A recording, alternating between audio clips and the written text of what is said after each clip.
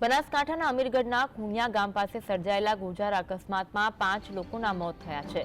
રાજસ્થાનની સરકારી બસ અને પિકઅપ વાન વચ્ચે અકસ્માત સર્જાયો હતો, જેમાં પિકઅપ વાનમાં રહેલા લોકોમાંથી 5 લોકોના મોત થયા, જ્યારે કે અન્ય લોકોને નાની મોટી ઈજા પહોંચી હતી।